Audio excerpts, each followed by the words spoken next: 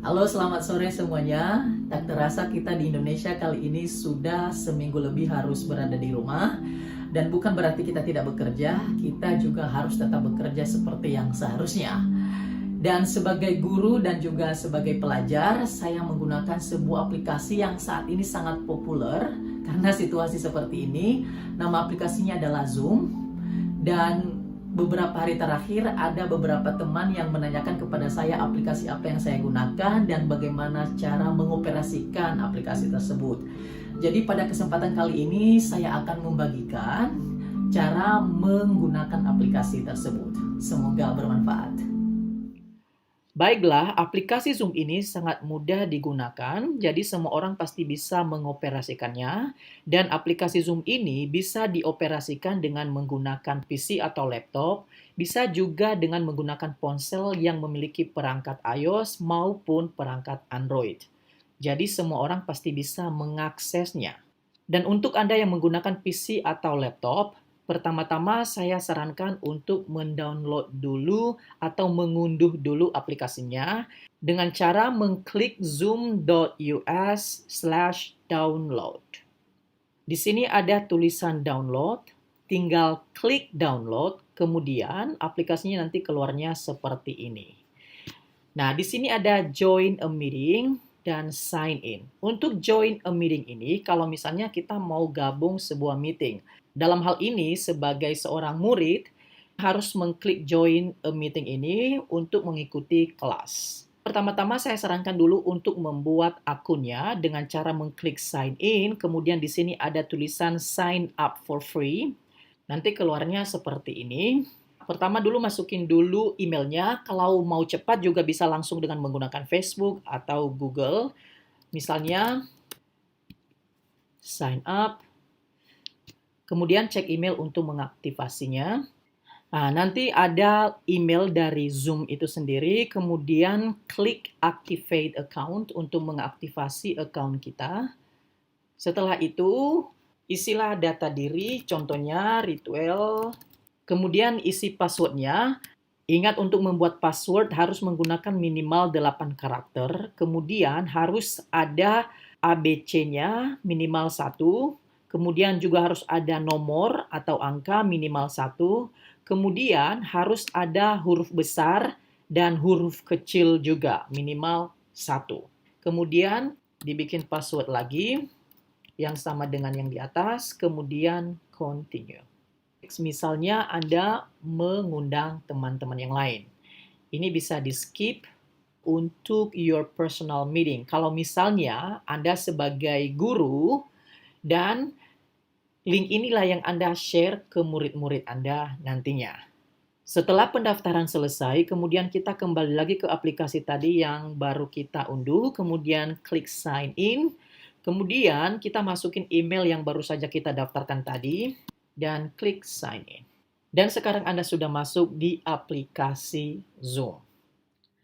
Dan bagi Anda yang menggunakan ponsel, Anda bisa mengunduh aplikasinya di App Store atau Google Play dengan mencari Zoom. Kemudian di-download.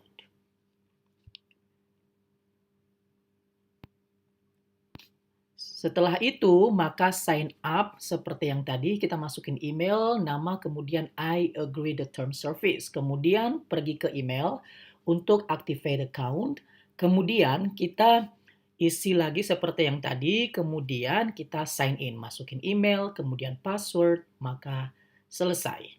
Dan sekarang Anda sudah bergabung dengan Zoom. Setelah selesai membuat akun, maka sebagai guru selanjutnya dia membuat schedule atau jadwal. Misalnya kita beri nama kelas biologi 1. Kemudian kita tentukan tanggalnya, misalnya tanggal 31 minggu depan jam 10 pagi misalnya. Dan selesai jam 11, misalnya cuma 1 jam. Dan yang perlu diingat di sini bahwa untuk yang gratis hanya 40 menit saja. Tetapi kalau Anda mau bayar bisa unlimited. Dan untuk mensiasati yang gratis ini, maka kita bisa buat beberapa schedule. Misalnya setelah selesai 40 menit ini, maka kita lanjut 40 menit berikutnya. Kita buat schedule selanjutnya. Kemudian Nah, ini berfungsi kalau misalnya Anda menganggap bahwa pertemuan ini atau kelas ini adalah kelas rahasia, maka perlu dikasih password. Tetapi kalau untuk ngajar biasa saja, sepertinya menurut saya tidak perlu pakai password karena nanti meribetkan kepada murid-muridnya. Jadi nggak usah pakai password. Kemudian untuk videonya, untuk host kita onin, kemudian partisipan juga kita on supaya nanti sama-sama bisa melihat wajah masing-masing. Oke. Kemudian untuk audio, telepon and computer audio. Oke. Kemudian kita buat schedule. Setelah itu di sini ada menu meeting. Nah, di sini ada upcoming, ada jadwal-jadwal yang akan datang.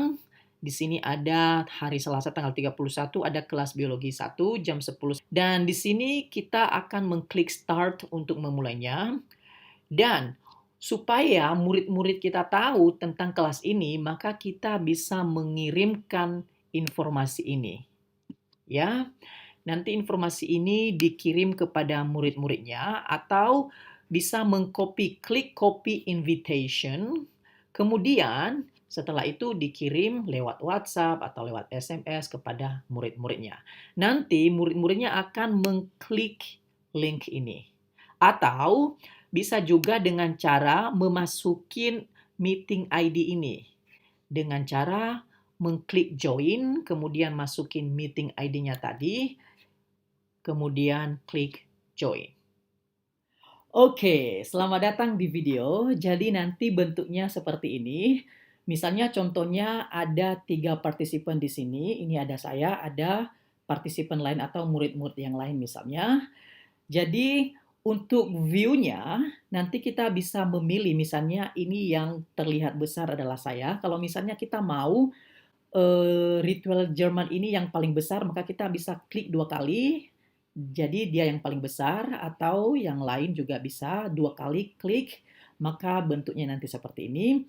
Atau bisa juga kalau misalnya kita mau view-nya sama rata semua, jadi kita bisa klik gallery view. Jadi nanti kelihatannya sama semua ya. Kemudian untuk speaker view, kalau misalnya kita mau terlihat lebih besar. Oke. Begitu mengenai view, kemudian di sini ada mikrofon. Lihat di sini ada hijau-hijaunya artinya aktif. Artinya apa yang saya katakan terdengar oleh semua peserta ini. Ya, didengarkan. Jadi kalau misalnya berisik atau ada suara-suara yang saya tidak mau didengarkan oleh peserta lain, maka saya bisa mengklik sekali saja sampai terlihat ada silang merah di sini. Jadi apa yang saya katakan tidak terdengar oleh orang-orang lain. Begitu juga untuk video, kalau misalnya saya stop video, saya misalnya tidak mau dilihat oleh orang lain, misalnya ada sesuatu, jadi saya tinggal klik stop video. Jadi yang terlihat nanti nama, kalau misalnya tidak ada foto profil, tapi kalau misalnya ada foto profil nanti terlihat foto profilnya saja. Oke, itu mengenai video dan untuk menu selanjutnya ada invite untuk mengundang peserta lain. Dan di sini kita bisa juga mengatur peserta lainnya juga. Di sini ada 3 peserta, kita bisa mengaturnya juga. Kemudian di sini ada share screen, ini nanti ada chat di sini. Ya, misalnya kita mau ngirim chat untuk semuanya. Nah, ini ada pilihan untuk everyone, untuk semuanya. Kita juga bisa memilih misalnya kita mau kirim secara private kepada salah satu peserta misalnya. Jadi kita bisa memilihnya dan untuk mengirimnya tinggal mengklik enter. Oke, jadi terkirim kepada semuanya. Kalau misalnya kita mau ngirim kepada semuanya. Kemudian di sini ada pilihan record. Kalau misalnya kita mau merekam kejadian ini. Kemudian ada menu breakout rooms. Kalau misalnya kita sebagai guru, kita mau membagikan peserta kita dalam beberapa kelompok. Jadi supaya mereka bisa berdiskusi di dalam kelompok mereka masing-masing, sehingga tidak banyak suara-suara. Jadi kita bisa memilih breakout rooms ini untuk membagikan mereka dalam beberapa kelompok-kelompok. Nah, kemudian ada share screen. Ini sangat bermanfaat sekali. Misalnya kita mau share sesuatu kepada semua peserta. Misalnya ada suatu bacaan atau kita mau memutar sebuah video supaya semuanya bisa melihat. Jadi kita bisa mengklik desktop one, kemudian ada share di sini. Jadi orang-orang nanti bisa melihat screen saya ini. Misalnya juga kalau ada bacaan, kita bisa menggunakan menu ini supaya orang lain bisa melihat screen kita dan bisa membaca bacaannya. Atau misalnya ada kuis juga nanti soalnya di sini. Jadi semua peserta bisa melihat soalnya, jadi kita bisa menggunakan menu ini. Kemudian untuk menghentikannya kita tinggal mengklik stop share. Kemudian ada juga pilihan whiteboard, kita share kalau misalnya kita mau menulis sesuatu misalnya ya. Jadi orang-orang bisa membaca apa yang kita tulis. Ini juga fungsi daripada share. Fungsi lain juga misalnya kita mau putar audio, jadi supaya kualitas audionya terdengar seperti apa yang kita putar di sini, begitu juga terdengar kepada partisipan yang lain, maka kita pilih ini, kita pilih advance, kemudian pilih computer sound only, kemudian kita share, maka kita bisa memutar audio yang kita ingin putar, kemudian supaya orang lain bisa mendengarkannya. Oke, itu juga salah satu fungsinya. Kemudian untuk yang share screen ini juga sangat bermanfaat kalau misalnya kita mau membuat sebuah kuis online di mana soalnya ada di screen kita. Nah, untuk mengoperasikan online quiz dengan menggunakan Zoom ini nanti saya akan bagikan di video selanjutnya. Jadi, silakan bersabar dan terima kasih sudah menonton dan sampai jumpa di video selanjutnya. Bye.